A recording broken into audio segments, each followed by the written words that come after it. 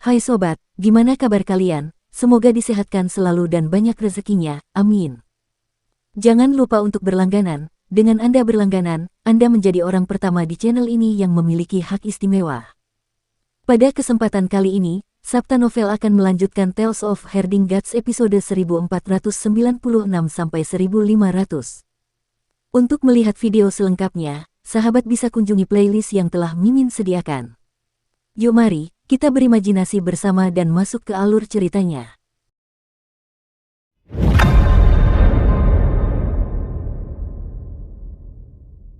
Long Xiao ragu sejenak dan dengan kuat menahan keinginan untuk melarikan diri. Dia turun dari langit sekali lagi, dan suaranya seperti guntur yang menggelegar di langit. Biarkan aku menjadi frank. Jika aku merasa bahwa aku tidak sebanding denganmu, aku akan segera pergi. Aku pasti tidak akan mempertaruhkan nyawaku. Yang muliamu, apakah kau mengerti? Qin Mu tidak menatapnya. Pandangannya masih tertuju pada pria jangkung aneh itu, dan dia berkata dengan santai, terserah kamu. Tubuh besar Long Xiao benar-benar terlepas dari alam binatang dan menerkam orang aneh jangkung itu. Dia mengaduk angin kencang dan guntur, dan 9 kepala menutupi langit istana leluhur. 8 dari mereka memvisualisasikan mantra, dan kesadaran ilahi meledak ke arah orang aneh jangkung itu. Kepala ke-9 berkata dengan keras, Yang muliamu, Anda harus ingat bahwa putra saya Long Pi memiliki hubungan yang sangat baik dengan Anda. Jika saya mati, dia tidak akan dapat mewarisi posisi saya dengan kultivasi dan kekuatannya saat ini. Dia pasti akan dicabik-cabik oleh binatang buas besar lainnya di dunia binatang. Dia mengulurkan cakarnya yang tajam, dan pada saat yang sama kemampuan ilahi indera ilahinya melesat ke arah makhluk aneh yang kurus dan panjang itu. Tubuh jasmani yang kuat yang telah mengalami banyak pendeta pencipta itu meledak dengan kekuatan yang tak tertandingi. Cakarnya yang tajam seperti pisau paling tajam saat mereka mencabik-cabik makhluk aneh yang kurus dan panjang itu. Situasi saat ini berbeda dari masa lalu. Long Xiao telah terjebak dalam posisi penyegelan diri di belakang istana leluhur, memerintah raksasa kuno dan melakukan apapun yang diinginkannya. Namun, dirinya saat ini jelas telah mempelajari banyak pengetahuan kedamaian abadi dari naga kilin, baik itu kekuatan kemampuan ilahi atau tubuh jasmaninya, semuanya jauh lebih kuat dari sebelumnya. Terlalu sulit untuk ditingkatkan saat berkultivasi ke levelnya, tetapi Long Xiao berbeda dari yang lain. Pengetahuan yang dimilikinya hanyalah pengetahuan dari era Sang Pencipta. Ketika dia mengetahui hasil reformasi Eternal Peace, fondasinya akan meledak, kultivasi dan kekuatannya akan meningkat pesat. Dia juga merupakan eksistensi pada level pemujaan surgawi. Saat itu, dia adalah eksistensi yang digunakan oleh para pencipta untuk mengintimidasi para dewa kuno. Terlepas dari apakah dia adalah adipati surgawi atau bangsawan bumi, mereka harus memberinya yang ketiga. Pada saat ini, dia seperti harimau bersayap. Ketika dia terbang turun, tubuh jasmaninya juga menyusut dengan cepat. Mengecilkan tubuh jasmani dapat membuat kekuatan seseorang menjadi sangat padat, sehingga kekuatan ofensif tubuh jasmani menjadi lebih kuat. Dia juga bisa mengatakan bahwa mata aneh dan pria aneh di Gunung Hitam Istana Leluhur itu tidak bisa dianggap enteng, jadi dia segera mengeluarkan kekuatan penuhnya. Pria jangkung itu tampak menyedihkan. Dia kehilangan lengannya, dan dahinya berlumuran darah. Ada luka di sekujur tubuhnya, tetapi dia menunjukkan rasa jijik terhadap serangan ganas Long Xiao. Ledakan. Indera ketuhanan Long Xiao sangat padat. Indera itu menyerbu ke dalam tubuhnya, mencoba untuk memvisualisasikan tubuhnya dan meledakkan tubuhnya. Namun, indera ketuhanan yang dilepaskan oleh 8 kepala Long Xiao memasuki tubuh lelaki jangkung itu, 8 dentuman teredam terdengar. Sebelum dia bisa memvisualisasikan, indera ketuhanannya dihancurkan oleh tubuh kuat lelaki jangkung itu. Astaga, cakar tajam Long Xiao jatuh. Orang aneh jangkung itu mengangkat tangannya untuk menghadapi cakar itu. Dia mengepalkan kelima jarinya dan meraih cakar besar Long Xiao. Long Xiao meraung dan mengerahkan kekuatannya. Si aneh jangkung itu mengerahkan kekuatannya pada saat yang sama. Suara retakan terdengar. Long Xiao sangat kesakitan hingga air mata mengalir di wajahnya. 9 kepalanya menari-nari di udara saat dia membuka mulutnya lebar-lebar untuk menggigit si aneh jangkung itu. Setengah dari tubuh lelaki kurus itu berada di alam semesta masa lalu, dan setengah lainnya berada di luar gunung hitam yang retak. Sulit baginya untuk menghindar, jadi ketika dia menggigit tubuh lelaki kurus itu, giginya yang tajam langsung menusuk tubuhnya. Tiba-tiba, kekuatan mata vertikal di antara kedua alis pria jangkung itu meledak. Dia menoleh dan seberkas cahaya melesat keluar. Darah menyembur ke langit saat salah satu kepala Long Xiao terpenggal, diikuti oleh kepala kedua dan kepala ketiga. Long Xiao menjerit kesakitan. Cakar naganya yang lain menusuk jantung pria aneh itu dan menusuk dadanya. Namun, cakar naganya merasakan gelombang kekuatan meledak dari jantung yang dipegang oleh cakar naganya, menyebabkan cakar naganya mulai meleleh. Long Xiao sangat ketakutan. Eksistensi macam apa ini? Hanya separuh tubuhnya yang tersangkut di mata aneh itu dan tidak bisa bergerak. Namun, ia mampu melukai makhluk seperti dirinya hanya dengan satu tangan. Apakah ada orang sekuat itu di dunia? Dia segera melepaskannya, meronta, dan melompat ke udara, meninggalkan 3 kepalanya yang terpenggal dalam upaya melarikan diri kembali ke dunia binatang. Namun, monster kurus dan jangkung itu masih memegang cakar naganya dan tidak melepaskannya. Sebaliknya, ia mengerahkan kekuatannya dan menariknya kembali dari langit. Hati Long Xiao dipenuhi rasa takut dan gelisah. Dia menyerang monster itu dengan putus asa. Dengan goncangan tubuhnya, sisik naga yang tak terhitung jumlahnya terbang keluar dari tubuhnya. Sisik naga itu seterang cermin, namun sangat tajam saat menebas monster itu. Mata aneh di belakang pria aneh itu bergetar, dan sisik naga yang tak terhitung jumlahnya tiba-tiba kehilangan kendali dan terbang menuju mata aneh itu. Bahkan kepala Long Xiao yang terpenggal pun terbang menuju mata aneh itu. Apakah aku korban persembahan? Rambut Long Xiao berdiri tegak. Mata vertikal di antara alis pria aneh yang kurus dan panjang itu sekali lagi bersinar. Serangan ini mungkin akan memenggal semua kepalanya. Dia ketakutan. Bahkan para dewa surgawi yang paling kuat di dunia tidak dapat menekannya dengan satu tangan, apalagi mengalahkannya dengan satu serangan. Dan sekarang, pria aneh ini bisa membunuhnya dengan satu serangan. Dia bisa menggunakannya sebagai tumbal dan makanan. Pada saat ini, dia tiba-tiba melihat sosok mungil terbang mendekati sisik naga. Sosok itu berenang di bawah sisik naga dengan kecepatan yang sangat cepat, mendekati pria jangkung itu dengan kecepatan tinggi. Yang mulia surgawi, Long Xiao tidak sempat memikirkannya. Keenam kepalanya terbang ke atas dan ke bawah saat ia berusaha sekuat tenaga menghindari sinar cahaya yang keluar dari mata si aneh. Namun, ia tetap tidak bisa menghindar tepat waktu dan terkena sinar cahaya. Kepala lainnya jatuh. Ia bagaikan ular piton berkepala banyak yang kepalanya dipenggal dan mengeluarkan teriakan yang menggetarkan dunia. Namun, sulit baginya untuk lolos dari takdir kematian. Tiba-tiba, Kinmu sudah terbang di depan si aneh. Dia merentangkan kelima jarinya dan membuat tanda di dada si aneh. Weng, cahaya yang menyilaukan memancar keluar dan sangat terang. Itu adalah gambar Tai Chi yang telah disebarkan dan tercetak di tubuh pria aneh itu. Tai Chi berevolusi menjadi Yin dan Yang. Kinmu membalikkan tangannya dan lengannya seperti hujan saat dia membuat tanda di dada pria asing itu. Dimanapun telapak tangannya bersentuhan, tubuh pria aneh itu dengan cepat membatu. Area pembatu menjadi semakin besar, dan tren pembatu menjadi semakin cepat. Pria aneh itu mengeluarkan suara gemuruh yang menggetarkan bumi dan melepaskan Long Xiao. Dia mengulurkan tangannya untuk meraih Kinmu. Kinmu menggerakkan tubuhnya, dan setiap serangan merupakan seni ilahi Dao memasuki surga ke-23. Taiji-nya berevolusi menjadi perjalanan Yin Yang, menyerang perut pria aneh itu hingga ke jakunnya dan jakunnya ke lengannya sendiri. Telapak tangan pria aneh yang mencengkeram Kinmu perlahan berhenti. Bahunya sudah membatu, dan telapak tangannya tidak bisa mencengkeram Kinmu. Namun, seberkas cahaya melesat ke arah Kinmu dari mata vertikal di tengah alisnya. Long Xiao tahu bahwa saat ini adalah saat yang paling kritis, dan dengan paksa menekan rasa takut di hatinya. Dia mengangkat cakarnya yang tajam untuk menghalangi langit di atas Kinmu. Sinar cahaya di matanya sangat tajam dan memotong cakarnya dengan suara "Ci".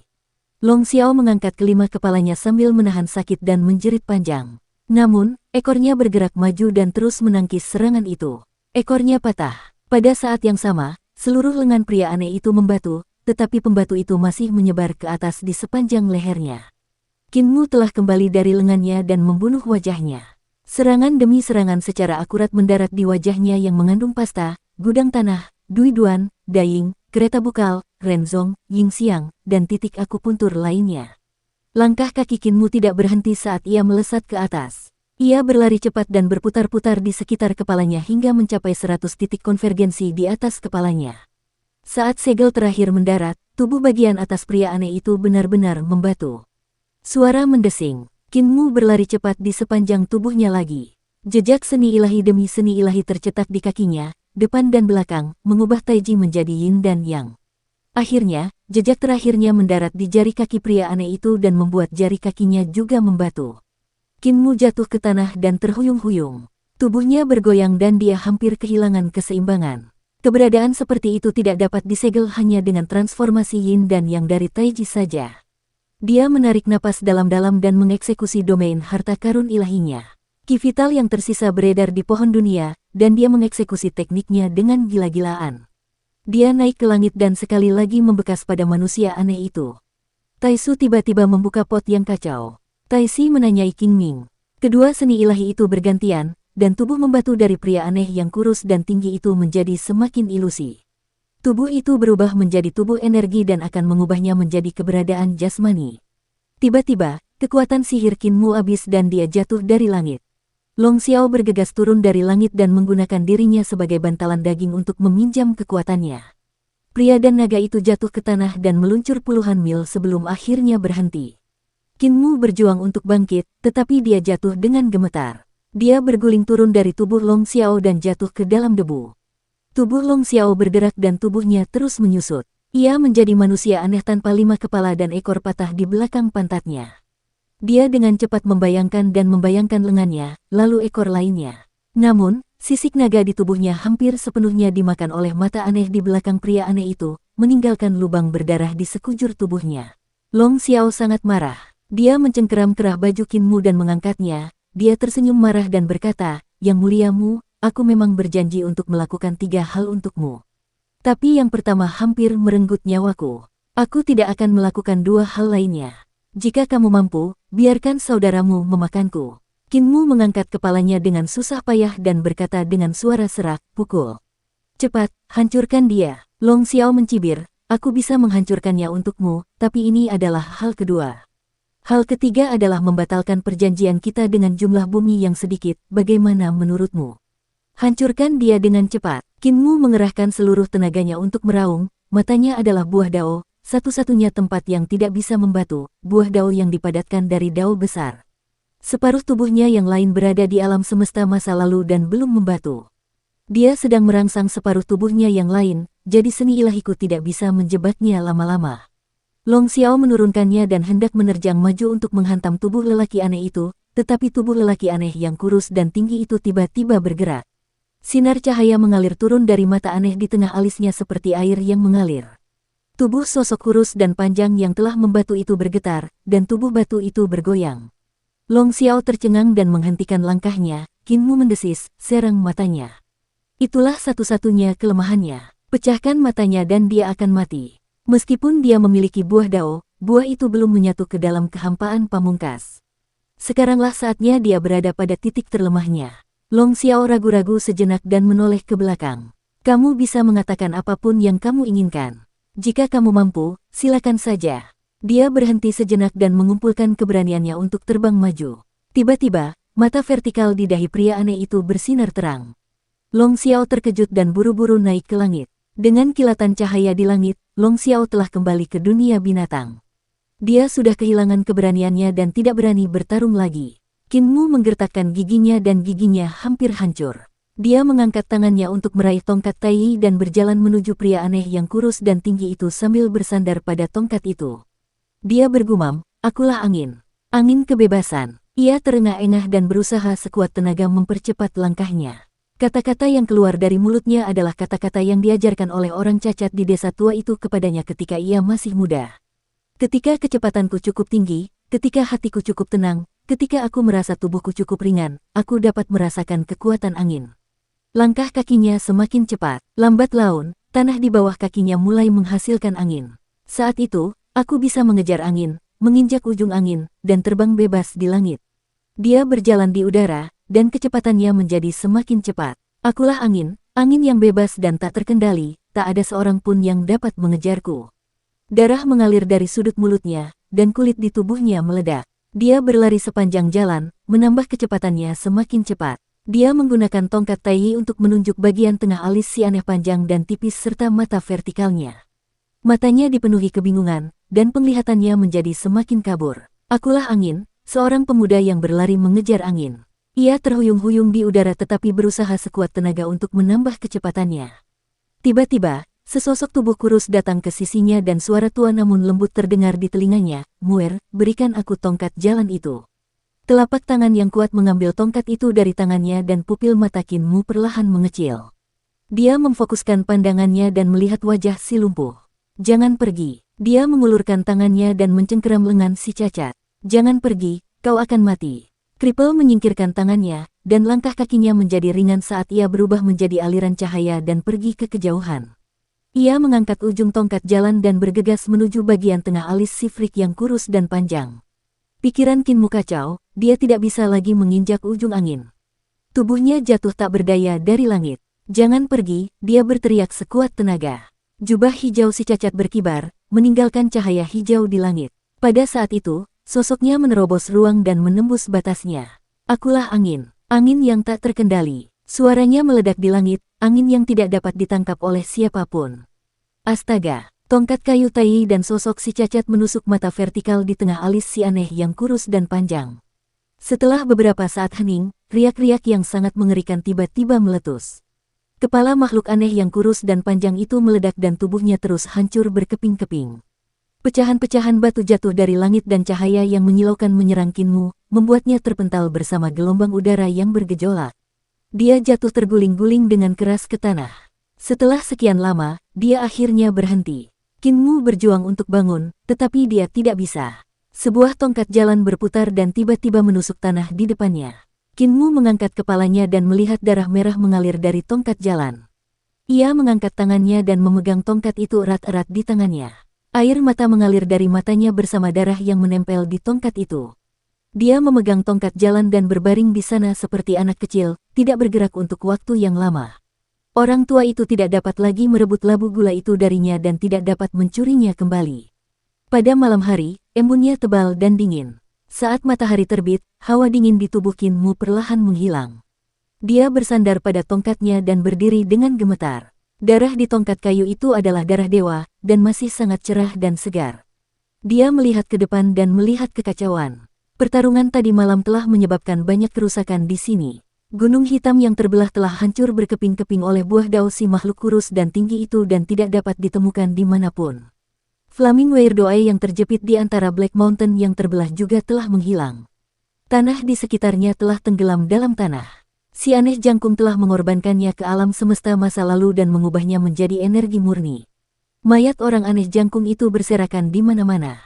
Energi alam semesta masa lalu dan alam semesta masa kini masih seimbang. Meskipun sebagian materi istana leluhur telah dikorbankan, tetapi mayat orang aneh jangkung itu masih mengisi kembali sebagian energi ini. Pegunungan hitam di sekitarnya tampaknya telah diberi makan oleh energi orang aneh jangkung itu. Pegunungan itu rimbun dan subur, dengan banyak tanaman yang unik bagi istana leluhur yang tumbuh di atasnya. Di dedaunan pohon dan rumput yang lembut tergantung tetesan embun yang terkondensasi dari energi spiritual.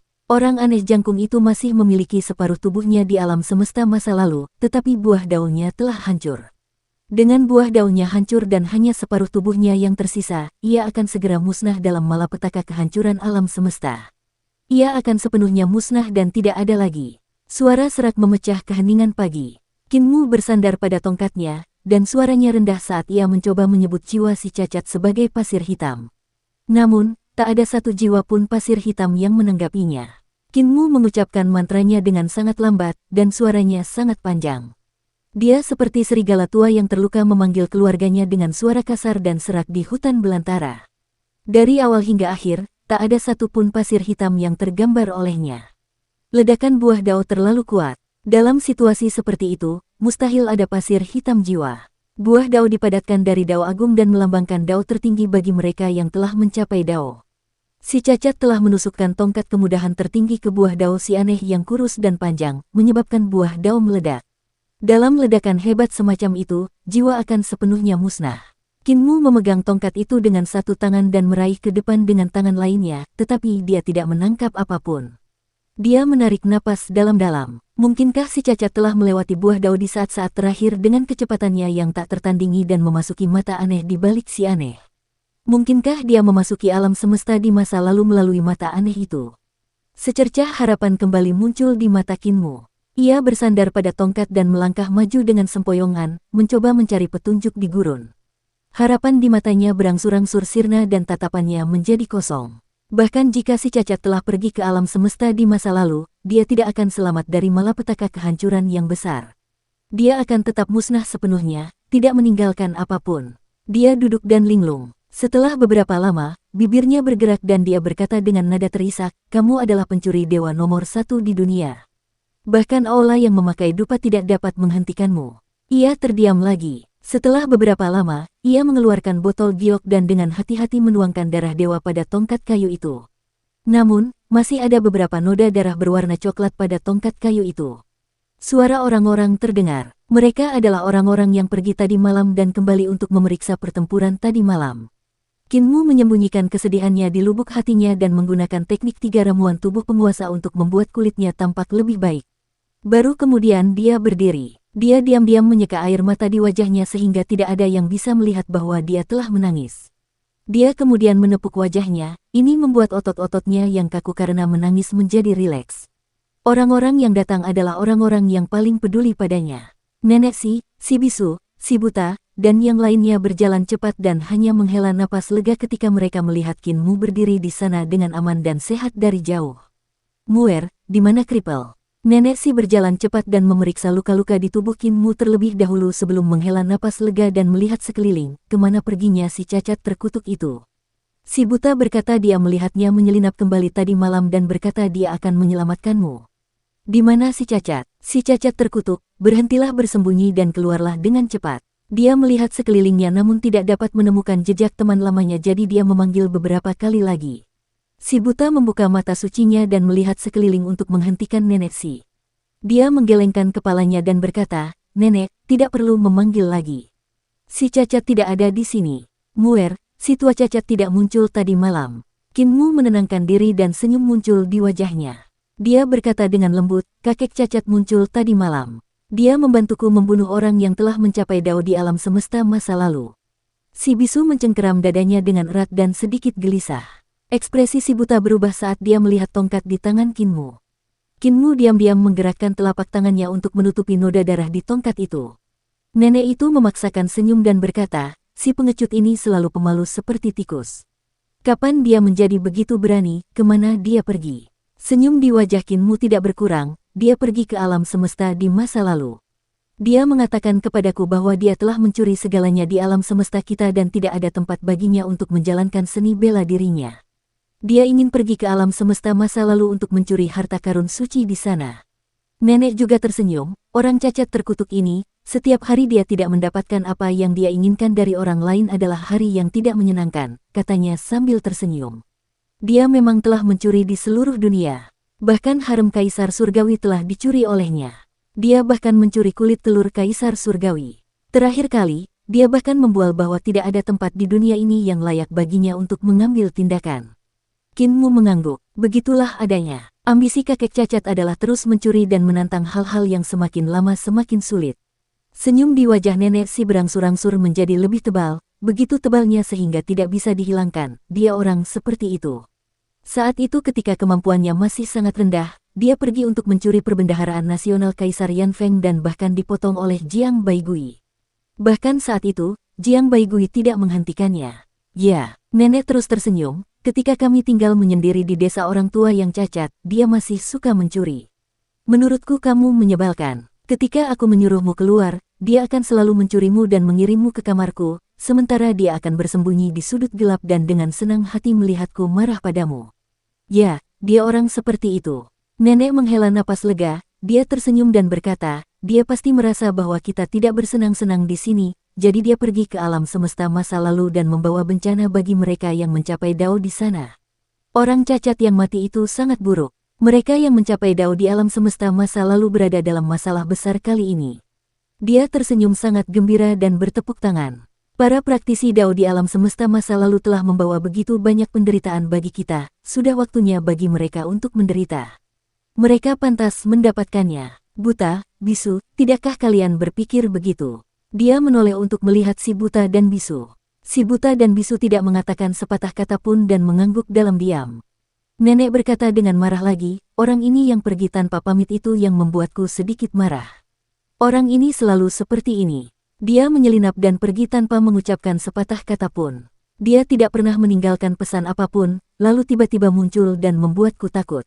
Ketika dia bosan bermain di alam semesta masa lalu dan berlari kembali untuk menakut-nakutiku, aku pasti akan menekannya ke tanah dan menghajarnya habis-habisan.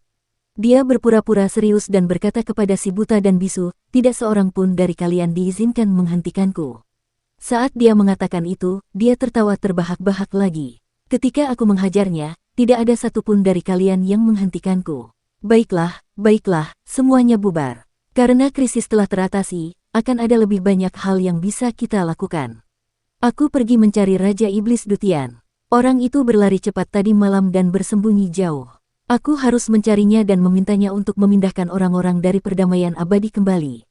Lumpuhkan orang itu. Dia menggelengkan kepalanya dan berbalik untuk pergi, jelas sangat tidak puas dengan si cacat.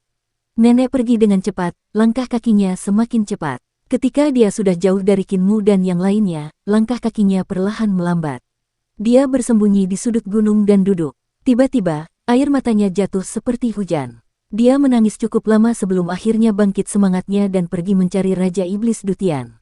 Dia tahu bahwa Kinmu tidak ingin dia bersedih, jadi dia mengarang kebohongan tentang si cacat yang pergi ke alam semesta masa lalu. Namun, dia juga tidak ingin Kinmu tahu bahwa dia bersedih, jadi dia mengikuti kebohongan Kinmu dan berbohong kepadanya. Berbohong kepada si buta dan bisu juga berarti berbohong kepada dirinya sendiri. Namun, hanya di tempat di mana tidak ada orang lain dia akan berani menatap langsung kebohongannya dan membuat dirinya menangis. Namun, dia adalah orang yang tahu apa yang penting dan apa yang mendesak. Dia selalu menjadi tulang punggung desa lansia cacat, jadi dia harus menjaga citra tulang punggung. Dia tidak bisa bersedih di depan orang-orang desa lansia cacat. Orang-orang di desa lansia cacat tampak seperti dewa dengan bakat yang tak tertandingi. Mereka semua sombong dan memiliki kelebihan masing-masing, tetapi pada kenyataannya, mereka semua adalah orang-orang menyedihkan dengan hati dao yang penuh dengan luka. Kepala desanya sama, jadi buta dan bisu. Mereka dulunya adalah sekelompok pecundang yang saling berpelukan untuk menjaga kehangatan satu sama lain.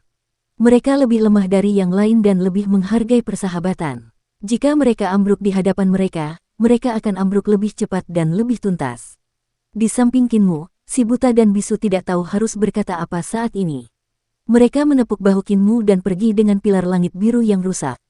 Pilar langit biru rusak, ayo kita perbaiki, kata mereka. Kedua lelaki tua itu membawa pilar langit biru ke pohon dunia dan memasukkan harta karun ini ke dalam tanah.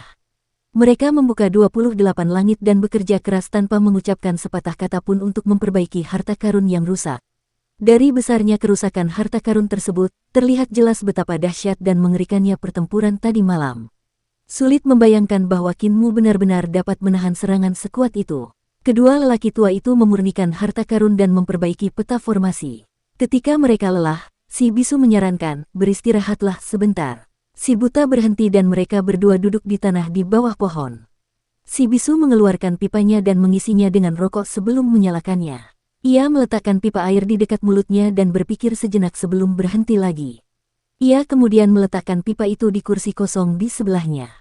Melihat hal itu, si buta tidak berkata apa-apa. Ketika pipa air itu terbakar dengan sendirinya, si bisu berkata dengan suara rendah, dia sudah selesai merokok. Blaine menganggukkan kepalanya tanpa suara.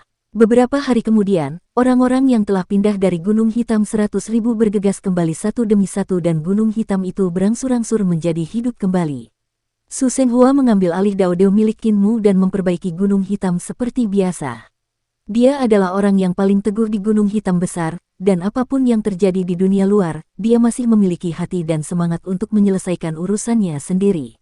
Lan Yutian terus memahami jalan di bawah pohon dan menceritakan hal-hal yang telah dipahaminya kepada semua orang di Gunung Hitam. Setelah Su Senghua menyelesaikan urusannya sendiri, dia juga akan datang untuk memahami dan mendengarkan ceramahnya. Kinmu kadang-kadang datang untuk mendengarkan ceramah mereka, tetapi dia selalu sedikit linglung. Ketika Wei Suifeng dan Su Jun melihat situasi itu, mereka mengerutkan kening tetapi tidak bertanya. Meskipun waktu tidak ada, yang dapat menyembuhkan rasa sakit seringkali adalah waktu yang tidak ada. Yaner, Kaisar Selatan, dan Kaisar Ming tidak kembali. Mereka masing-masing sibuk dengan urusan mereka sendiri. Pada hari ini, Jiang Yunjian bergegas datang dan berkata kepada semua orang, guru kerajaan pergi ke urat mineral terluar Gunung Hitam. Semua orang terkejut dan berdiri. Semua orang bergegas menuju urat mineral di pinggiran Gunung Hitam, hanya untuk melihat bahwa langit semakin gelap. Ada ribuan urat mineral di pinggiran Gunung Hitam, dan setiap urat mineral mewakili senjata suci seorang praktisi kuat dari alam semesta masa lalu. Pada saat yang sama, itu juga berarti bahwa seorang praktisi kuat dari alam semesta masa lalu sedang menunggu untuk turun. Hutan hitam besar itu luas dan tak terbatas, dan ribuan urat mineral membentang ke segala arah, mengelilingi pinggiran ratusan ribu gunung. Pemandangan itu sangat spektakuler dan tak terbayangkan. Busur ilahi yang diperoleh Qin Mu berasal dari salah satu urat mineral. Tidak hanya ada busur dewa di urat mineral itu, tetapi merek dao agung dari busur dewa juga dipancarkan darinya. Ia bergabung dengan akar kayu hitam agung untuk membentuk ribuan harta karun unik. Kekuatan harta karun unik ini juga sangat kuat. Begitu mereka lahir, mereka memiliki kekuatan yang mencengangkan yang bahkan lebih baik daripada senjata dewa surgawi biasa. Jika dimurnikan, mereka dapat ditempa menjadi senjata dewa kelas 1. Ketika orang-orang perdamaian abadi bermigrasi ke sini untuk menambang urat-urat mineral, mereka akan menambang harta karun di urat-urat mineral ini. Namun, setiap urat mineral memiliki senjata ilahi dari para penguasa alam semesta masa lalu. Kekuatan senjata ilahi ini sangat kuat, bahkan lebih kuat dari kekuatan harta karun surgawi. Yang lebih mengerikan lagi adalah bahwa senjata-senjata suci ini seringkali dipegang oleh tuannya.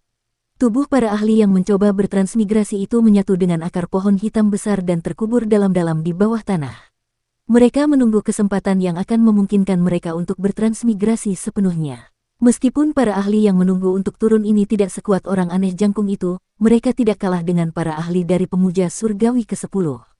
Mereka bahkan mungkin lebih kuat. Orang aneh yang kurus dan tinggi itu seperti Tai yang telah mencapai Dao, dan para praktisi kuat di tambang mungkin tidak memiliki kesempatan untuk mencapai Dao. Menambang tambang di gunung hitam besar adalah ide Qin Mu. Saat itu, setelah dia menggali busur dewa, dia telah menarik invasi pemilik busur dewa. Saat itu, dia telah mengumpulkan kekuatan semua orang di gunung hitam besar sebelum menyegelnya dan mengubahnya menjadi patung batu. Setelah itu, setelah berdiskusi dengan Tai, Qin Mu memutuskan untuk memurnikan senjata dewa yang khusus untuk memotong tangan para penyelundup ini dan merampas harta mereka. Namun, berbagai macam hal datang silih berganti, membuatnya tidak dapat memurnikan senjata suci. Qin Mu kemudian memerintahkan orang-orang dari kedamaian abadi untuk terus menambang urat-urat mineral di pinggiran. Namun, kali ini, mereka hanya akan menambang harta karun tambahan dan bukan senjata suci dari praktisi kuat alam semesta masa lalu. Selama bertahun-tahun, para penambang perdamaian abadi telah menambang banyak urat mineral, tetapi ketika mereka mencapai inti, mereka menghentikan pekerjaan mereka dan beralih menambang urat mineral lainnya. Senjata suci yang dikumpulkan oleh Great Black Mountain juga dikirim ke perdamaian abadi untuk memperkuat kekuatannya. Dan sekarang, Qin Mu pergi ke urat-urat mineral itu sendirian. Itu jelas tidak semudah menambang urat-urat mineral itu. Matahari terbenam, dan sebuah fenomena aneh muncul di luar istana leluhur. Pada saat itu, semua orang belum bergegas ke pinggiran gunung hitam besar. Tiba-tiba, kekuatan dahsyat meledak dari salah satu urat mineral, dan cahaya ilahi melesat ke langit. Ada dewa dan iblis besar berdiri di cahaya ilahi. Mereka berdiri di istana surgawi dan menekan area pertambangan. Bumi bergetar, dan serangkaian riak dahsyat menyebar. Ekspresi semua orang sedikit berubah. Wei Suifeng dan Pangeran Yuming, dua ahli hebat, segera memimpin dan bergegas. Mereka berdua adalah eksistensi di alam tahta kaisar. Ketika mereka bergegas, mereka melihat seluruh tambang meledak, memperlihatkan jurang tak berdasar. Cahaya ilahi melonjak dari dalam, menutup bagian bawah. Jantung Wei Suifeng dan Pangeran Yuming berdebar kencang. Mereka segera mendesak istana surgawi dan turun dengan hati-hati. Dari bagian terdalam tambang itu muncul aura unik Dao Agung para ahli prasejarah. Dao Agung itu bukan milik alam semesta saat ini. Dao itu kuno dan aneh. Jelas, pernah ada pertempuran di sini sebelumnya. Mereka berdua harus berhati-hati untuk mencegah monster prasejarah melarikan diri dan terluka. Mereka melewati sisa-sisa seni ilahi yang padat, dan cahaya ilahi berlarian di sekitar mereka, membuat mereka samar-samar merasakan sakit yang menyengat di kulit dan roh primordial mereka.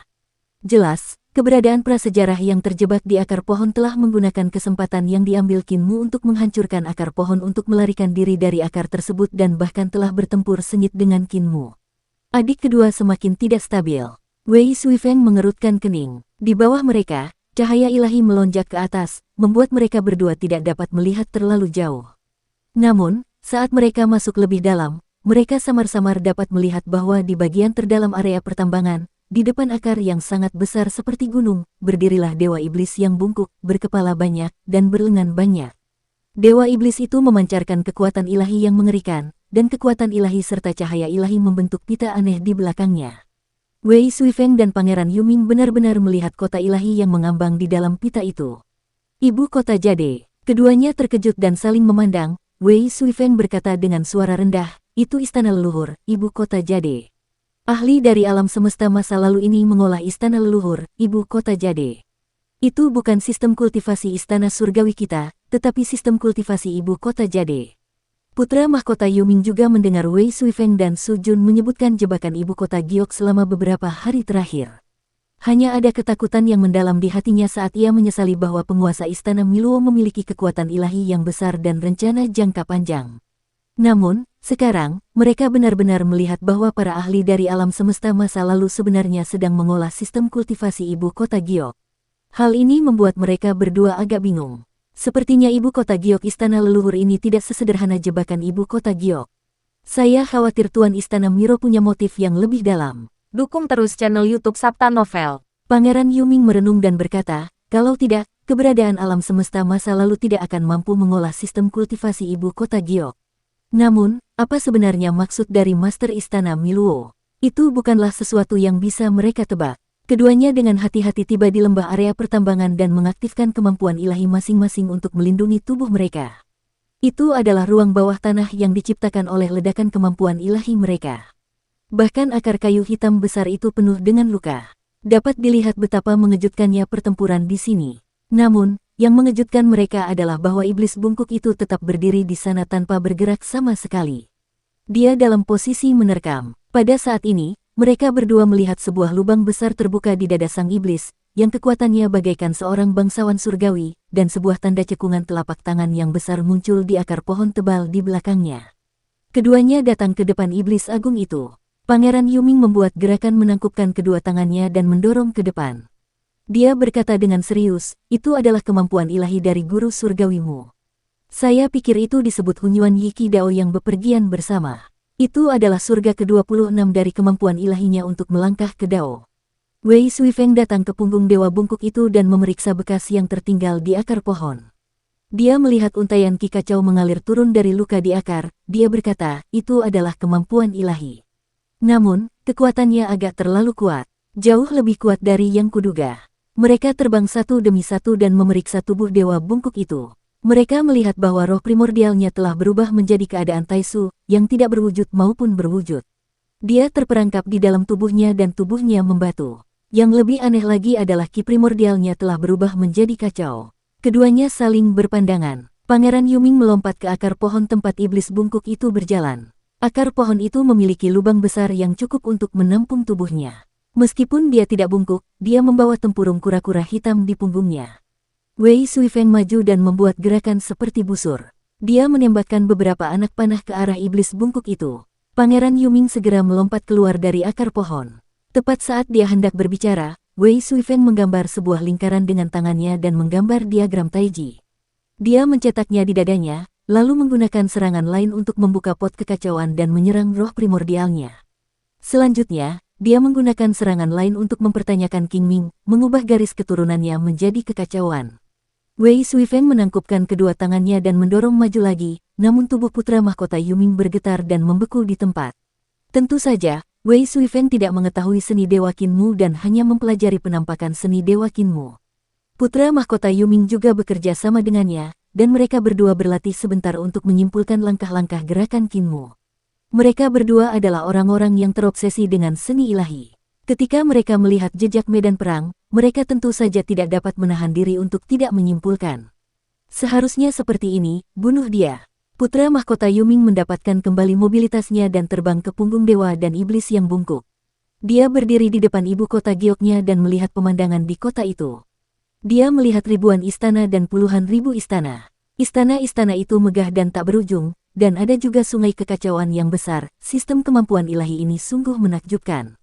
Sayang sekali, sistem kultivasi makhluk ini sangat aneh. Dia seharusnya menjadi makhluk yang luar biasa. Dia dibunuh oleh Celestial Master Mu dalam 3 gerakan begitu saja. Pangeran Yuming menggelengkan kepalanya dan berkata, setidaknya bicaralah padanya dan tanyakan padanya apa sistem kultivasi Jade Capital miliknya. Lalu, bunuh dia. Wei Suifeng berkata, adik laki-laki telah mengambil alih. Kemampuan orang ini jelas tidak kalah dengan 10 orang yang terhormat di surga, atau bahkan lebih kuat.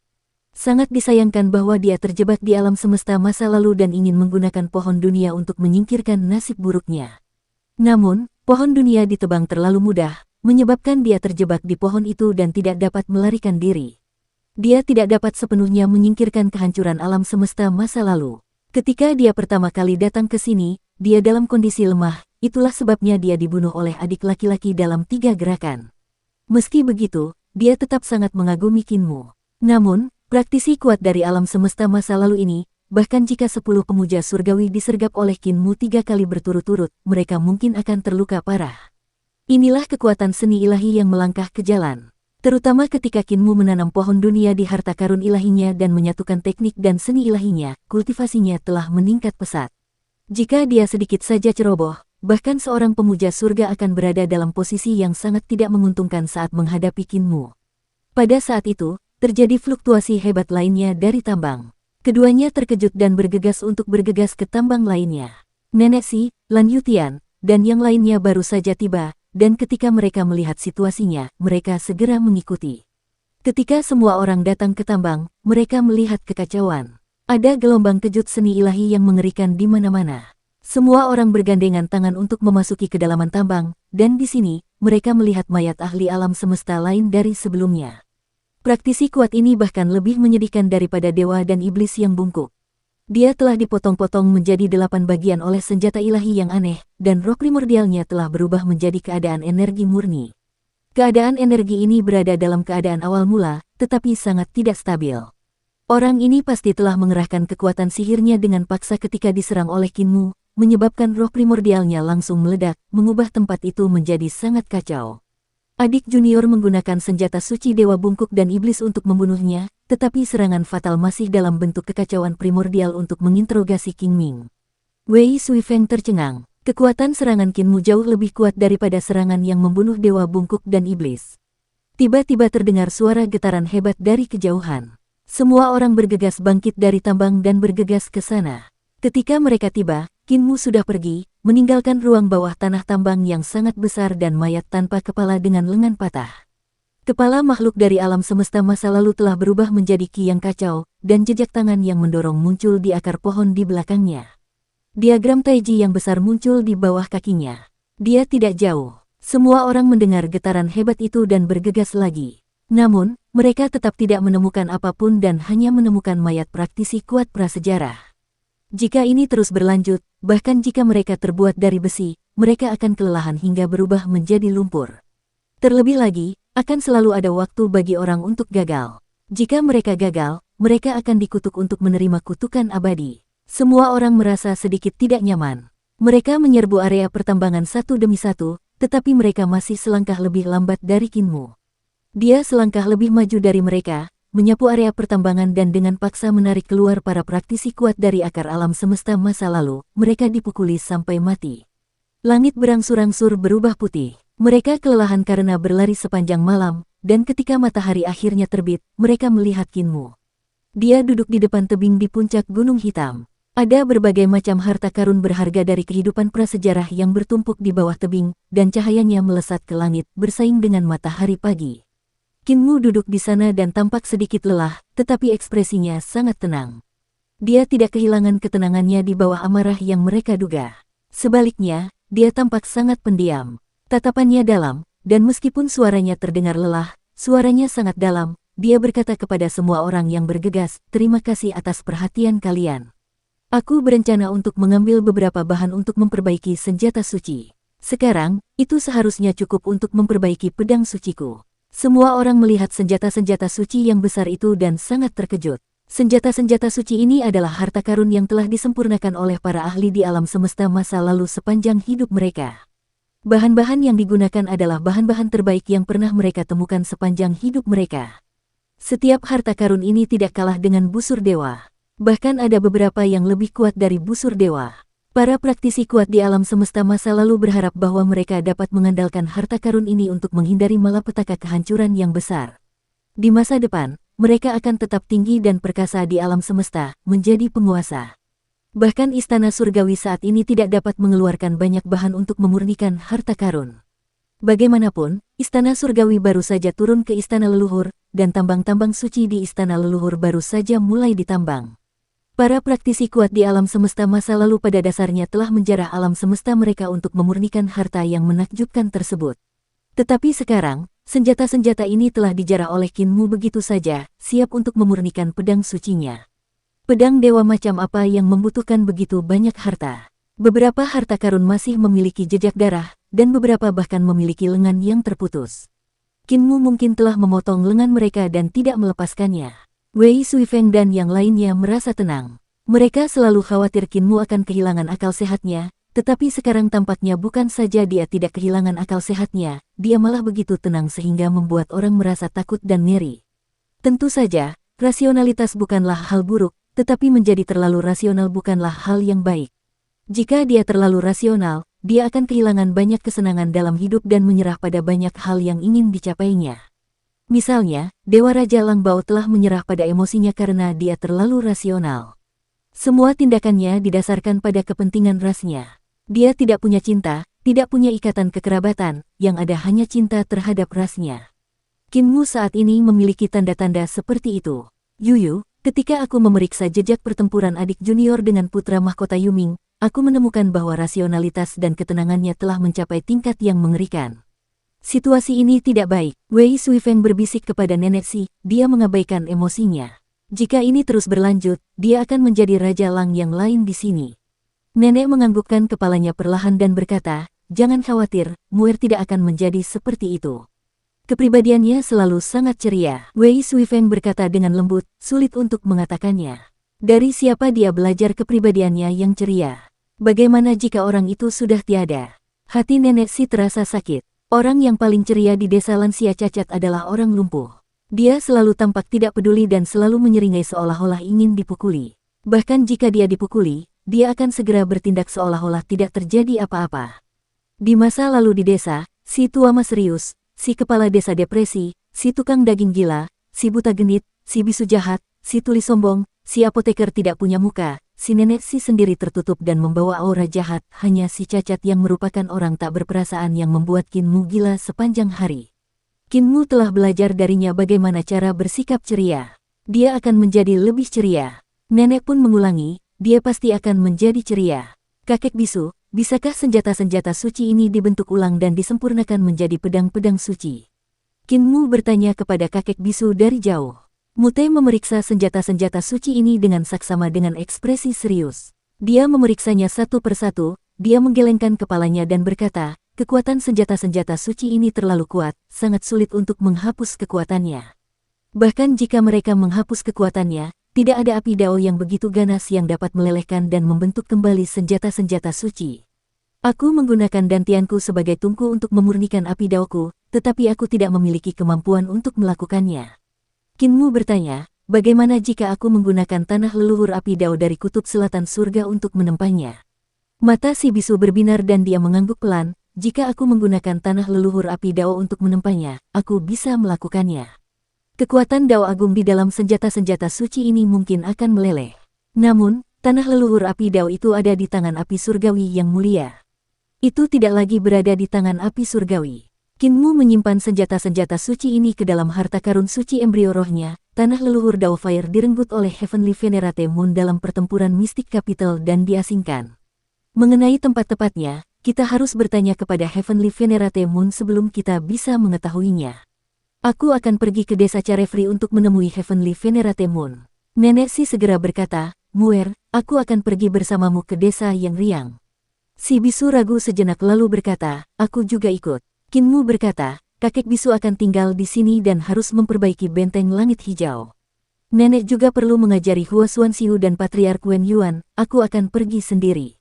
Nenek Si tersenyum, yang lain bisa memilih untuk tidak pergi, tapi aku pasti harus pergi. Aku ingin melihat seperti apa rupa Lang Bao dan Yue, dan apakah mereka cantik. Qin Mu tidak bisa membujuknya untuk berubah pikiran, jadi dia hanya bisa membiarkannya.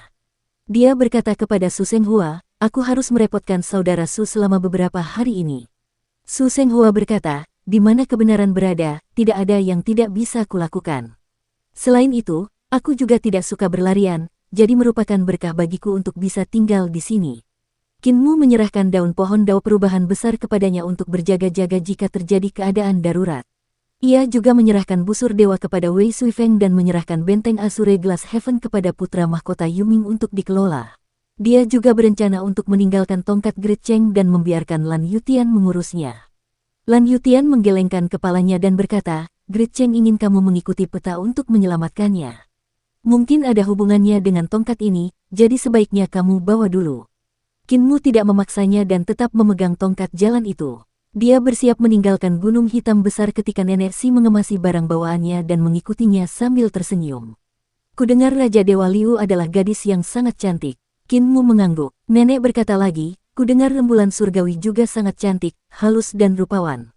Kinmu mengangguk lagi. Dewa pedang wanita kaisar tertinggi juga cukup tampan. Nenek berkata lagi, aku pernah melihatnya sebelumnya. Meskipun dia seekor naga, dia memiliki hati yang cantik. Kinmu mengangguk lagi. Nenek Si mengikutinya dengan langkah cepat. Kinmu menggunakan seni ilahi dan kitab suci kekosongan ekstrim milik Dewa Bulan untuk mengecilkan ruang, membuat mereka bergerak dengan kecepatan yang sangat cepat. Kaisar Yanxiu, Lin Yuxiu, juga wanita yang luar biasa. Nenek berkata, dan Yang Mulia Ling, aku ingin tahu seperti apa rupanya. Kinmu berhenti dan bertanya dengan tak berdaya, Nenek, apa sebenarnya yang ingin kamu katakan? Nenek tersenyum, aku sudah tua sekarang, jadi aku merasa hampa tanpa anak dalam pelukanku. Nenek, selain Ling Yuxiu, wanita mana yang kamu sebutkan yang usianya tidak jauh lebih tua darimu? Kinmu berkata, seorang pria masih hidup, jika kau tidak bisa menyamakan keempat arah, mengapa kau masih menelepon ke rumah? Nenek Si sangat marah dan menyambar tongkat jalan Tai sebelum dia sempat berbicara. Dia memukul kepalanya dan berkata dengan marah, mengapa aku menelepon rumah? Mengapa aku menelepon rumah? Aku akan membuatmu berbicara tentang mengapa aku menelepon rumah setiap hari. Tidak bolehkah aku menggendong cucuku? Kinmu memeluk kepalanya dan bergegas pergi. Nenek Si mengejarnya dengan tongkatnya dan berkata dengan marah, setiap hari, buatlah 4 arah, jika kamu mampu, mengapa kamu tidak membuat 4 arah untukku? Aku bahkan bisa menggendong anak selir keempat dan nyonya. Jangan pergi, berhenti di sana. Meskipun dia sedikit marah, dia tidak bisa menahan senyum. Kinmu sekarang jauh lebih bahagia dari sebelumnya. Asal dunia, Kinmu dan Nenek Si pergi ke dunia Yin surgawi terlebih dahulu. Burung Vermilion dan Yan ada di sana, dan selir Tian Yin telah membantu burung Vermilion membangun kembali tubuh jasmaninya. Namun, dia tidak ahli dalam jalur penciptaan, jadi dia tidak dapat menghidupkan kembali Kaisar Selatan. Ketika Kinmu bergegas ke sana, ia menggunakan jalur penciptaan untuk menghidupkan kembali tubuh jasmani Kaisar Selatan. Ia memeriksa Kaisar Selatan yang telah bangkit dengan saksama, tetapi ia menemukan bahwa selir Tian Yin tidak membantu Kaisar Selatan membangun kembali jiwa ilahi. Itu adalah keinginan Kaisar Selatan, bisiknya. Dia tidak ingin aku mengisi kembali jiwa sucinya, mengatakan bahwa dia memiliki jiwa suci dan sekarang disebut Bai Yuqiong. Dia telah menunggu jiwa sucinya kembali ke posisi semula. Kinmu mengangkat alisnya dan menatap burung Vermilion. Yaner saat ini sedang membimbing Kaisar Selatan tentang cara berkultivasi, dan Kaisar Selatan masih membiasakan diri dengan tubuhnya seperti seorang praktisi seni ilahi yang canggung. Dia mempelajari rahasia kultivasi spirit embrio Star River, ibu kota misterius, dan harta karun ilahi sungai surgawi sedikit demi sedikit. Kaisar Selatan memiliki ambisinya sendiri. Dia telah melepaskan diri dari belenggu para dewa kuno, jadi dia pasti memiliki ambisinya sendiri dan ingin melampaui kehidupan sebelumnya. Selir Tian Yin berbisik di telinganya, Bai Yuqiong adalah jiwa ilahinya, jadi meskipun aku memberinya jiwa ilahi, itu tidak akan sebaik jiwa ilahi aslinya. Pasti akan ada konflik antara dia dan Bai Yuqiong. Kinmu mengalihkan pandangannya dan memikirkannya dengan saksama, giok putih, giok-giok, dan burung Vermilion Kaisar Selatan. Dendam dan asal-usul di antara mereka terlalu besar, jadi sulit untuk mengetahui siapa tubuh sejati dan siapa pengikutnya. Masalah ini hanya dapat diselesaikan oleh mereka. Dia bertekad untuk tidak mengganggu kedua wanita itu dan berkata kepada Permaisuri Tian Yin, Kaisar Ming dan Kaisar Merah akan datang beberapa hari ini. Pada saat itu, saya berharap Permaisuri akan mengambil tindakan lagi untuk membantu Kaisar Merah memulihkan jiwanya. Permaisuri Tian Yin ragu-ragu. Saya tidak tahu banyak tentang jalur penciptaan. Anda bisa tinggal di sini dan menunggu mereka datang sebelum pergi. Kinmu tersenyum. Kaisar Merah dan Kaisar Ming semuanya ahli dalam jalur penciptaan. Jangan khawatir, dengan mereka di sekitar, kamu bisa bertanya kepada mereka jika kamu tidak tahu apa-apa. Benar, Permaisuri, Istana Surgawi Reinkarnasi Yin Tianzi dan Jalur Reinkarnasi. Aku akhirnya memahami mereka secara menyeluruh beberapa hari ini dan mengajari mereka untuk Permaisuri Tian Yin. Kesadaran keilahiannya berfluktuasi, dan dia menyampaikan semua jalur reinkarnasi yang telah dipahaminya untuk mendampingi Tian Yin. Ini adalah jalan dan keterampilan Yin Tianzi, dan dia sangat berbakat dan ambisius. Jalan reinkarnasi juga sangat kuat, dan dapat dikatakan sebagai salah satu dao besar yang paling kuat. Namun, karena bakat, pemahaman, dan kebijaksanaannya, Yin Tianzi belum mampu menyimpulkan jalur reinkarnasi ke tingkat yang sangat tinggi.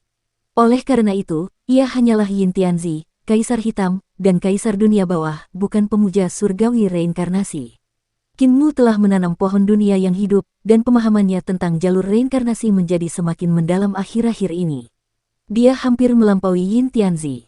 Dia telah merasakan hubungan antara jalur reinkarnasi, dao besar Yudu, dan jalur Yin surgawi, jadi dia telah menyampaikan jalur reinkarnasi kepada selir Tian Yin untuk meningkatkan kemampuannya. Ketika Permaisuri Tian Yin memperoleh jalan reinkarnasi dan istana surgawi reinkarnasi, dia hanya merasa bahwa keduanya cocok dengan jalan, keterampilan, dan seni ilahinya sendiri.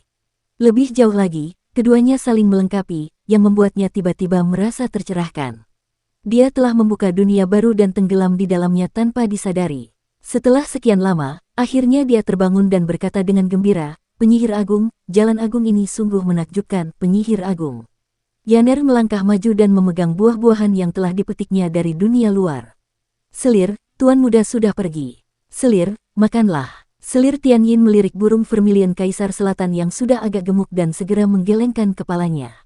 "Selir, kamu tidak mau makan? Bersikaplah baik dan bawakan ini untuk ibumu." Pada saat ini, Qin Mu dan Nenek Si telah tiba di bekas kediaman pemuja surgawi Yue, 10.000 mil dari hutan Persik. Nenek Si berkata dengan santai, "Ratu Tian Yin tidak jelek dan memiliki tubuh yang bagus. Selain itu, dia memiliki segala macam kondisi yang baik. Dia memiliki payudara, bokong, dan bokong. Muer, bagaimana menurutmu?" Qin Mu berkata lemah, "Baiklah. Kapan kita akan melamar?" tanya nenek dengan mata berbinar. Qin Mu juga tahu niat baik Nenek Si. Kali ini, Nenek Si telah mengambil inisiatif untuk meminta mereka mengikuti dan sengaja mengemukakan masalah ini untuk mengalihkan perhatiannya dari kesedihan atas kematian si cacat. Dia sangat berterima kasih atas tindakan Nenek Si. Para pelayan surgawi Yue menyambut mereka dari hutan Persik dan membawa lentera untuk menunjukkan jalan. Hutan Persik pernah hancur sebelumnya, dan sekarang tumbuh lagi. Hutan Persik terhubung dengan semua dunia di alam semesta, dan pemuja surgawi Yue menyembunyikan pintu masuk ke desa yang riang di sini. Hampir mustahil untuk menemukan pintu masuk ke desa riang dari hutan Persik. Hutan Persik di sini akan beroperasi sesuai dengan pergerakan semua dunia di alam semesta, terus berubah, ada banyak kemungkinan untuk memasuki hutan Persik kapan saja. Bahkan ahli aljabar yang paling hebat pun akan membutuhkan 10.000 tahun untuk menghitung jalur yang tepat menuju desa yang bebas. Ini adalah kekuatan kitab suci kekosongan puncak milik Yue sang pemuja surgawi. Namun, dengan pelayan abadi Yue yang memimpin jalan, semuanya menjadi jauh lebih mudah. Mereka hanya berjalan beberapa langkah sebelum beralih dari siang ke malam, dan dari akhir musim gugur ke awal musim panas. Hanya dalam beberapa langkah, mereka mengalami pergantian musim semi, musim panas, musim gugur, musim dingin, dan bulan. Keajaiban hutan Persik tidak berhenti di situ. Mereka juga berjalan ke dunia lain. Kadang-kadang, mereka berdiri di atas bintang-bintang di langit dan melihat ke bawah ke langit dan bumi di bawahnya. Kadang-kadang, mereka sampai ke laut, dan telinga mereka bisa mendengar deburan ombak. Sepanjang perjalanan, mereka melewati surga dan dunia yang tak terhitung jumlahnya. Akhirnya, mereka tiba di depan sebuah istana. Dinding istana ini dipenuhi dengan pintu-pintu. Jauh lebih rumit daripada 3 ruangan di ujung jembatan Great Void. Beberapa pelayan pergi untuk membuka pintu-pintu itu, tetapi di balik pintu-pintu itu ada dinding. Namun, pintu-pintu itu tampaknya mengikuti pola tertentu dan memiliki urutan pembukaan dan penutupan yang tetap. Tak lama kemudian, sebuah pintu terbuka, dan yang terlihat bukan lagi dinding melainkan kekosongan. Di dalam kehampaan, sebuah pintu sepi berdiri di sana. "Yang mulia, mohon tunggu sebentar." Salah satu pembantu melangkah maju dan berjalan ke pintu dengan langkah kecil. Ia mengibaskan lengan bajunya, dan tangannya yang halus meluncur keluar. Ia mengetuk pintu dengan pelan dan berdiri di sana tanpa bersuara. Setelah beberapa saat, sebuah mata besar benar-benar muncul di pintu yang sepi itu. Mata itu berputar dan menatap pelayan itu sebelum menatap Kinmu dan Nenek Si. Pintu berderit terbuka dan pelayan itu mundur 2 langkah. Dia berkata kepada Kinmu dan Nenek Si, "Yang mulia bisa masuk sekarang." Nenek mendecak lidahnya karena heran dan datang ke pintu untuk melihat mata besar di pintu. Dia melihat bahwa mata itu sudah tertutup dan menyatu dengan pintu. "Nenek, jangan lihat lagi. Ini adalah seni ilahi luar angkasa." Perapal mantra harus memegang cermin dan saat dia berada di depan cermin, dia dapat melihat semua yang ada di depan pintu. Kinmu mengucapkan terima kasih kepada para pelayan dan berjalan masuk ke pintu bersama Nenek Si. Mereka berdua melangkah keluar pintu dan hati mereka langsung terbuka. Awan putih menggulung dan air hijau serta pegunungan hijau. Ini adalah tanah suci yang telah divisualisasikan oleh para pencipta. Di langit, orang bahkan dapat melihat banyak pencipta agung menciptakan bintang. Di belakang Kinmu dan Nenek Si terdapat 3 ruangan dengan warna-warna legendaris. Itu adalah harta karun yang dirancang oleh Yue, seorang pendeta surgawi, untuk pencipta pantai seberang. Di depan 3 ruangan itu terdapat kota suci yang melayang di langit. Para prajurit desa Riang dan para pencipta kekosongan di pantai seberang tengah berlatih formasi. Kinmu dan Nenek Si melangkah maju dan melihat seorang biksu agung memimpin formasi. Penampilannya luar biasa, dan dia mengesankan tanpa amarah. Dia memiliki sikap seperti seorang kaisar. Biksu agung ini mengendalikan formasi dan mengendalikan ribuan pasukan, ribuan dewa, dan iblis. Dia mengendalikan kekuatan elit desa Carefree dan sang pencipta, menggabungkan kesadaran ilahi yang dikuasai sang pencipta dengan seni ilahi yang dikuasai desa Carefree. Formasi itu berputar seperti naga. Di bawah kendali Biksu Agung, aura semua dewa dan iblis saling terkait, dan ki vital mereka menyatu untuk membentuk 9 istana surgawi yang menjadi 9 istana surgawi naga leluhur. Kekuatan sihir semua orang menyatu ke dalam tubuh Biksu Agung itu, menyebabkan auranya membumbung tinggi ke langit. Kekuatan yang terkandung dalam setiap serangan tampaknya merupakan serangan kekuatan penuh dari seorang praktisi kuat dengan 9 istana surgawi, dan itu sangat menakjubkan. Mampu melepaskan kekuatan formasi berbentuk naga sedemikian rupa benar-benar merupakan sesuatu yang membuka mata. Nenek Si dan Kinmu menoleh, dan mereka berdua bingung. Istana surgawi orang lain berjuang untuk istana surgawi yang berbeda untuk mewakili dao besar yang berbeda, tetapi istana surgawi Biksu Agung ini semuanya sama. Bagaimana istana surgawi bisa berkultivasi seperti ini? Satu jenis istana surgawi, satu jenis dao agung. Istana surgawi yang berbeda membentuk istana surgawi, dan setelah menggabungkan 36 dao agung yang berbeda, setiap dao agung dapat dikultivasikan ke alam kesempurnaan tahta kaisar, dan seseorang dapat berkultivasi ke alam istana surgawi sejati. Itu sudah menjadi pengetahuan umum. Entah itu 10 orang pemuja surgawi dari pengadilan surgawi, pemuja surgawi Anda, pemuja surgawi Yue, leluhur Dao, Buddha, putra surga Yin, Kinmu, atau Su Senghua, mereka semua berkultivasi seperti ini. Namun, Biksu Agung ini telah mengolah semua istana surgawinya ke tingkat yang sama. Semuanya adalah Dao Agung, membentuk 9 istana surgawi naga. Metode kultivasi semacam ini unik, tetapi Kinmu dan Nenek Si belum pernah melihatnya sebelumnya, jadi mereka tidak dapat menahan diri untuk tidak melihatnya lagi.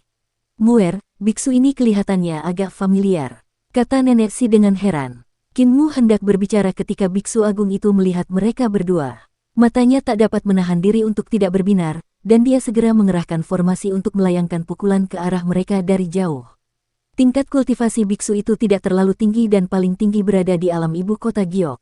Namun, di bawah dukungan formasi, dia seperti seorang praktisi kuat dari istana surgawi kecil yang 9 istana surgawinya semuanya telah berkultivasi ke alam tahta kaisar. Dia memiliki kecakapan tempur yang tidak kalah dengan Yin Tianzi, kaisar putih, dan 4 kaisar lainnya.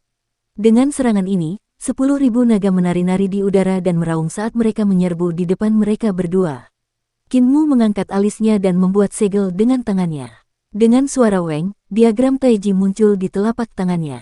Yin dan yang berevolusi dan bertabrakan dengan 10.000 naga yang menerkamnya. Weng, ki dan darah Kinmu bergejolak, dan rambutnya berkibar ke belakang. Istana surgawi di belakang kepalanya terbang keluar dengan suara nyaring, dan dalam sekejap, istana surgawi yang luas muncul. Itu dibentuk oleh 23 istana surgawi, dan cahaya ilahi memenuhi langit, membuatnya tak tertandingi indahnya. Langkah kaki Kinmu terhuyung-huyung, dan wilayah harta karun ilahi di bawah kakinya mekar, menghalangi kekuatan serangan ini. Dia berkata dengan suara yang dalam, "Kaisar tertinggi, Anda ingin menunjukkan kepada saya kekuatan Anda saat Anda muncul." Biksu Agung itu adalah Kaisar Yan Feng, dan ketika dia melihatnya mengenalinya, dia menarik kekuatannya dan membiarkan puluhan ribu dewa dan iblis membubarkan formasi tersebut. Auranya melemah dengan cepat, dan dia langsung jatuh dari ranah tahta kaisar ke ranah ibu kota Giok. Dia berjalan dengan langkah lebar, Menteri Qin, kultivasimu menjadi semakin kuat. Kamu bahkan dapat menahan formasi seperti itu, jadi seberapa besar perbedaan antara kamu dan Yang Mulia Surgawi? Perbedaannya tidak terlalu besar. Qin Mu berkata dengan rendah hati dan diam-diam mengirimkan transmisi suara kepada nenek si, nenek, buat dirimu lebih jelek.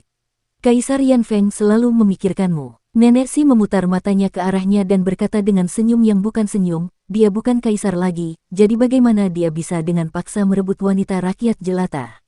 Kaisar yang turun tahta lebih rendah dari seekor ayam, jadi jangan khawatir tentang dia. Kaisar Yan Feng berjalan di depan mereka berdua dan mengalihkan pandangannya dari wajah nenek si. Ia memuji, aku sudah turun tahta, kalau tidak, jika aku bertemu Yuyu lagi, bukankah harem ini akan menjadi kacau? Kenapa kalian berdua ada di sini? Nenek tersenyum dan berkata, aku di sini untuk mencari bulan yang mulia di surga dan Raja Lang yang saleh. Kaisar Yan Feng tanpa sadar tertarik lagi pada suaranya, dan saat tatapannya tertuju pada wajahnya, dia tidak bisa mengalihkannya. Qin Mu terbatuk, dan Kaisar Yan Feng tersenyum. Aku bukan kaisar, jadi aku tidak bisa menjadi raja yang bodoh. Yuyu masih sangat menakjubkan. Jika Yang Mulia terus berbicara, aku akan membunuh kepalamu, kata Qin Mu acuh tak acuh. Kaisar Yan Feng menggigil, dia berkata dengan marah, Anda telah melakukannya dengan baik, Menteri Qin. Di buku catatan kecilku, ada lebih dari 10 halaman kata-kata yang benar tertulis di belakang nama Anda. Saya memiliki pikiran yang luas, jadi saya tidak akan bersikap kalkulatif dengan Anda. Saya tidak pernah membalas Anda. Namun Anda bersikap kalkulatif dengan saya sekarang. Saya tidak akan membicarakan hal ini dengan Anda, saya akan membawa Anda ke Heavenly Venerate Moon. Qin Mu tersenyum dan mengikuti langkahnya. Kaisar Yan Feng berkata kepada nenek si, Aku telah melihat Raja Lang Bao yang saleh berkali-kali selama bertahun-tahun dan merasa heran menjadi makhluk surgawi. Namun, jarak antara makhluk surgawi terlalu jauh dan tak terjangkau, tetapi keindahan masa muda dan ketenangan adalah keindahan dunia manusia. Sekarang setelah aku turun tahta dan meninggalkan semua keindahan di harem, dan kau seorang duda, mengapa kita tidak melakukannya? Qin Mu terbatuk dan berkata, Yang Mulia, saya akan menuliskan sesuatu untuk Anda terlebih dahulu. Kaisar Yan Feng tertawa terbahak-bahak dan memalingkan mukanya. Qin Mu bertanya, apakah adik laki-lakiku juga ada di desa yang riang? Adik laki-laki, maksudmu Bai Gui, generasi baru menggantikan generasi lama. Kaisar Yan Feng tidak dapat menahan diri untuk mendesah sedih. Dulu, kau memanggilnya guru kekaisaran perdamaian abadi, tetapi sekarang setelah kau menjadi guru kekaisaran, kau memanggilnya adik junior. Dia ada di kota dewa di sana. Dia menuntun mereka berdua dan berkata, meskipun Bai Gui telah ditempatkan di posisi penting oleh kaisar pendiri, dia belum melakukannya dengan baik selama ini. Qin Mu merasa bingung dan bertanya, adik laki-lakiku adalah bakat yang dianugerahkan surga dan tak tertandingi, mengapa dia tidak melakukannya dengan baik? Alam kultivasinya telah terperangkap. Kaisar Yan Feng terdiam sejenak, setelah datang ke desa Riang, aku mengalami semua jenis pertempuran dan kultivasiku meningkat pesat. Aku juga menemukan jalanku sendiri. Namun, Bai Gui telah berpartisipasi dalam pertempuran yang tidak kalah banyaknya dariku selama bertahun-tahun, tetapi kerajaannya tidak pernah mampu bangkit. Qin Mu bertanya dengan bingung, di alam mana dia sekarang? Kaisar Yan Feng ragu sejenak dan berkata, alam Yaotai. Dia telah berjuang selama bertahun-tahun dan tidak pernah mampu menembus alam Yaotai. Alam kultivasinya justru memiliki kecenderungan untuk tidak maju tetapi malah mundur. Aku khawatir Dia menggelengkan kepalanya dan tidak melanjutkan. Kaisar Yan Feng dan mantan guru kekaisaran Jiang Bai Gui dapat dikatakan sebagai sepasang raja dan menteri yang merupakan pasangan yang sangat cocok di surga dan di bumi. Justru karena mereka berdua yang mendorong reformasi, perdamaian abadi terjadi saat ini. Di antara mereka, Jiang Bai Gui dipuji sebagai orang suci. Terlepas dari bakat, kecerdasan, kebijaksanaan, pemahaman, bakat, dan kultivasi Dao Heart-nya, dia adalah orang yang sempurna dan tidak dapat menemukan kekurangan apapun. Kultivasi dan kemampuannya selalu di atas Kaisar Yan Feng, jadi Qin Mu sedikit terkejut bahwa dia akan terjebak oleh suatu alam. Dia seharusnya sedang berkultivasi secara tertutup sekarang. Saya sudah menemuinya beberapa kali dan menyadari bahwa kultivasinya sedikit menurun setiap kali. Kaisar Yan Feng tidak peduli lagi dengan nenek si ketika dia menyebut Jiang Bai Gui, jadi dia sedikit cemas. Kaisar pendiri dan pemuja surgawi Yue juga pergi menemuinya dan berkata bahwa dia telah menemui hambatan yang sama dengan Shen Wen dari paviliun bau surga. Jika dia tidak bisa keluar, ranah kultivasinya dalam kehidupan ini mungkin akan sama dengan Shen Wen. Qin Mu mengerutkan kening. Shen Woodcutter juga terjebak di Jade Lake Realm dan tidak bisa memasuki God Execution Platform. Mungkinkah Jiang Baigui juga sama? Mereka tiba di tempat Jiang Baigui sedang menyendiri.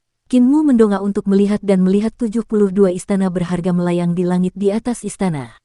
Istana-istana itu tersusun rapi dan muncul 36 istana surgawi, membentuk istana surgawi yang besar. Struktur istana surgawi ini begitu sempurna hingga membuat orang terkesima.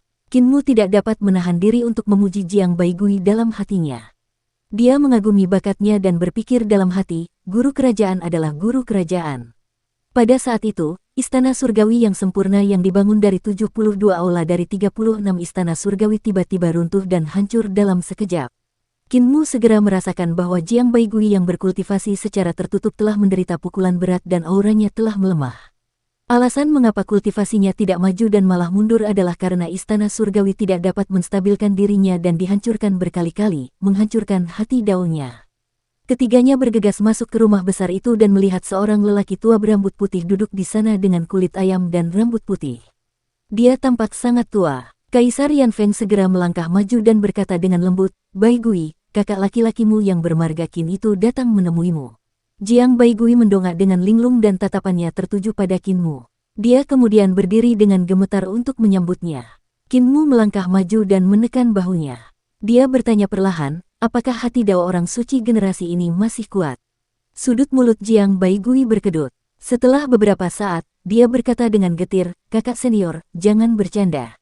36 istana surgawi, 72 istana harta karun, 36 Dao Agung Pasca Natal, dan 72 Dao Agung Bawaan. Mereka saling mendukung dan maju bersama. Tidak ada kesalahan pada awalnya." Qin Mu memberikan beberapa petunjuk, kesalahan bukan pada dirimu, atau pada guru penebang kayu. Kesalahannya adalah wilayahmu belum lengkap. Wilayahmu kekurangan 4 alam gerbang surga. Begitu gerbang surga dibuka, istana surgawi yang agung akan stabil dan tak tergoyahkan. Dia membentangkan telapak tangannya dan memegang istana leluhur di telapak tangannya.